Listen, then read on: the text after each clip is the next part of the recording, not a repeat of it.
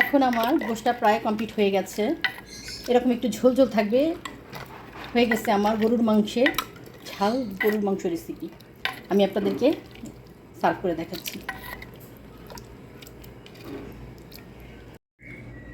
আসসালামু আলাইকুম এভরিওয়ান। আমি আজকে আপনাদেরকে গরুর মাংস ঝাল ঝাল গরুর মাংস রান্না করে দেখাবো।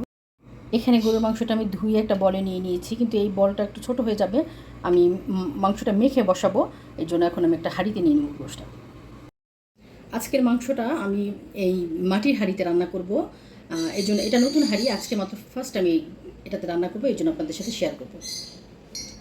এখন এখানে দিয়ে দিব পেঁয়াজ কুচি। এখানে আমি পেঁয়াজ কুচি দিয়ে দিয়েছি। এখন এখানে দিয়ে দিব রসুন কুচি, 1 টেবিল চামচ রসুন কুচি, রসুন পেস্ট। এখন দিয়ে দিব আদা,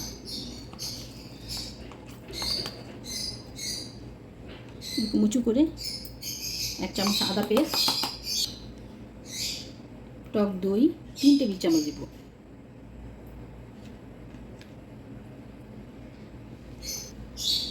পেঁয়াজ পেস্ট 2 টেবিল চামচ দিব,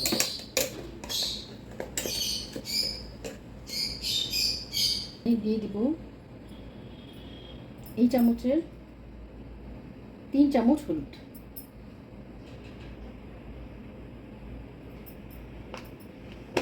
কাশ্মীরি লাল মরিচের গুঁড়া এটা দিব 5 চামচ, 3 4 5।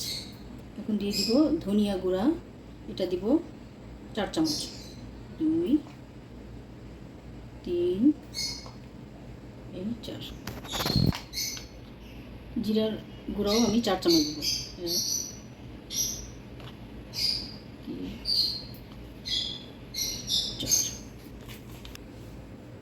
2 চামচ মৌরি গুঁড়া দিব, 3 চামচ দিয়ে দিই, গোলমরিচ গুঁড়া 2 চামচ, লবণ দিয়ে দিব 3 চামচ। লবণ ঝাল আপনারা আপনাদের পরিমাণ মতো দিবেন। এখন দিয়ে দিব সরিষার তেল। বিসমিল্লাহির রহমানির রহিম। এখন আমি সম্পূর্ণ গোশটা মেখে ফেলব।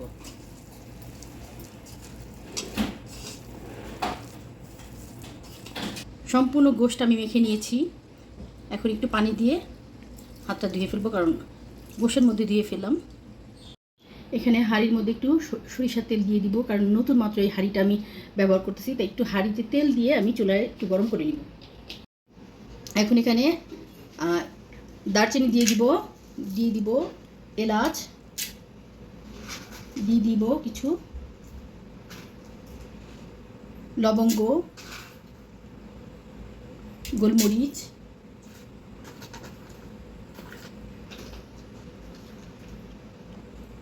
বড় এলাচ। এখানে দিয়ে দিব কিছু স্টার মশলা, কারণ এখানে একটু ভাঙা ভাঙা আছে। দিয়ে দিব তেজপাতা,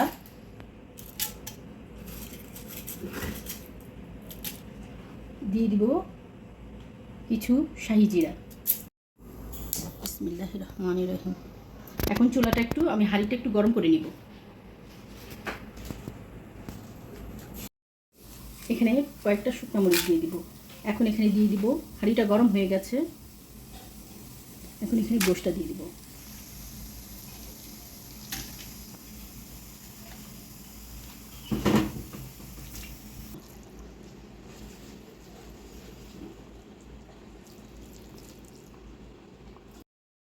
সব গোশগুলো আমি হাঁড়িতে বসিয়ে দিয়েছি। এখন চুলায় জাল দিয়ে দিয়েছি। এখন মাংসটা আমি চুলায় একটু আগে কষিয়ে নিব। এখানে পাশের চুলায় কিছু আমি পেঁয়াজ সরিষার তেলে বসিয়ে দিয়েছি, একটু ভেজে বেরেস্তার মতো করে বাদামি করে গোশের উপর দিয়ে দিব। এই জন্য পেঁয়াজটা বেরেস্তা হয়ে গেছে, বাদামি হয়ে গেছে। এখন আমি পেঁয়াজটা গোশের মধ্যে দিয়ে দিব।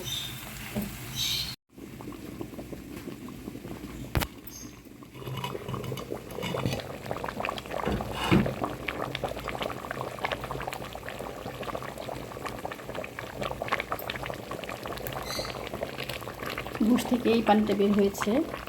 এখন আমি এখানে পেঁয়াজ বেরেস্তা দিয়ে দিব। এখানে পেঁয়াজ বেরেস্তাটা আমি দিয়ে দিয়েছি। এখন এই পেঁয়াজ বেরেস্তা দিয়ে আর একটু রান্না করে নিব, তারপর এটা আমি দমে বসাবো।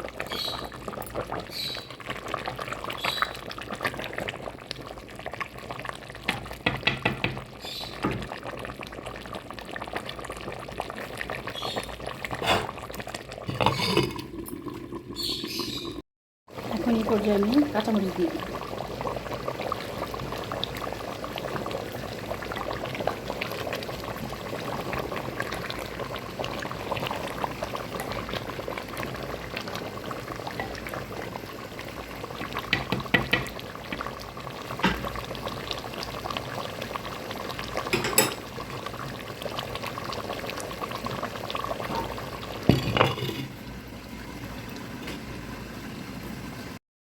মশলা কষানোর পর এখানে আমি ফুটানো পানি দিয়ে দিয়েছি।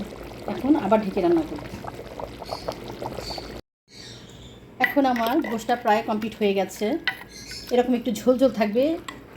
হয়ে গেছে আমার গরুর মাংসের ঝাল গরুর মাংস রেসিপি। আমি আপনাদেরকে সার্ভ করে দেখাচ্ছি।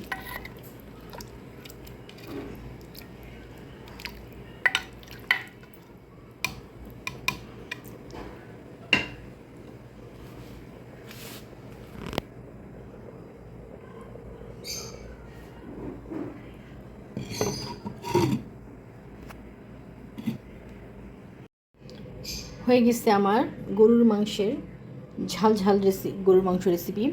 আপনারাও আমার রেসিপি ফলো করে বানাতে পারেন। যদি আমার রেসিপিগুলো আপনাদের ভালো লাগে তাহলে আমাকে সাপোর্ট করবেন এবং আমার নিত্য নতুন রেসিপি দেখার জন্য আমার পাশে থাকবেন। আল্লাহ হাফিজ।